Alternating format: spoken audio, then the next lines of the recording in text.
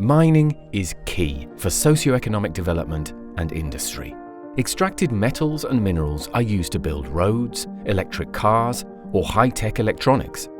However, mining also generates large amounts of hazardous waste, which are often stored in specific facilities, like tailings dams or ponds.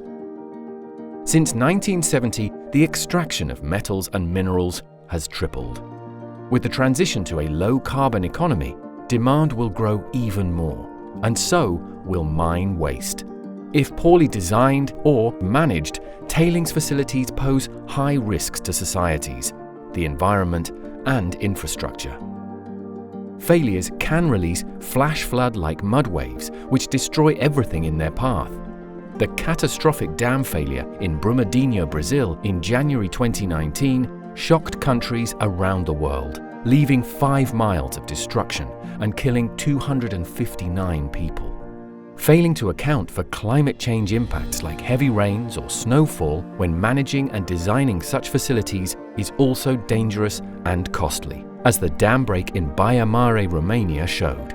It caused severe transboundary water pollution in Hungary, other downstream countries, and the Black Sea. These are just 2 of many tailings failures in the past, and statistics show that the consequences of such accidents are becoming more severe. Preventing tailings failures, including their transboundary effects, and putting safety first must become a priority.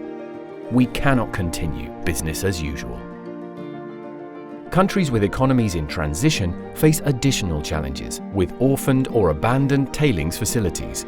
These are often ticking time bombs, meaning that it's not a question of whether an accident will happen, but when, if no action is taken. Regulations and safety standards in these countries may be outdated and should be harmonized with international good practices, like the safety guidelines and good practices for tailings management facilities developed by the United Nations Economic Commission for Europe, or UNECE. These guidelines contain safety principles and recommendations for governments, competent authorities, and operators. To support countries in the practical implementation of the UNECE safety guidelines, the German Environment Agency created a checklist methodology for authorities and operators. First, authorities can map their facilities based on a tailings hazard index. All they need is basic data such as the tailings volume, toxicity of stored substances, and dam safety parameters. The Tailings Hazard Index helps identify which facilities deserve immediate attention. Operators can then apply checklists to identify major safety and management problems at the facility level. This helps them determine short, medium, and long-term measures and estimate the resources requirements. The methodology also includes a catalogue with possible measures to take. The safety guidelines and checklist methodology have been successfully applied by mining operators and industrial safety authorities across the UNECE region to improve tailings safety and management practices. Institutional coordination and transboundary cooperation are vital for effective tailings management, as accidents often have cross-border effects.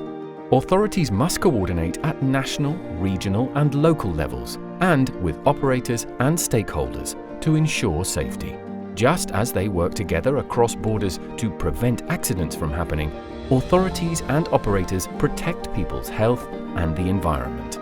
Besides local and regional benefits, improved tailings management contributes to accomplishing the objectives of Agenda 2030, with its Sendai Framework for disaster risk reduction and the Sustainable Development Goals.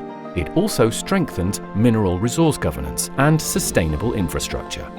With these practices applied, authorities and operators within and beyond the region will be ready to prevent accidents at tailings facilities. This is important on our path towards achieving zero failures and zero harm.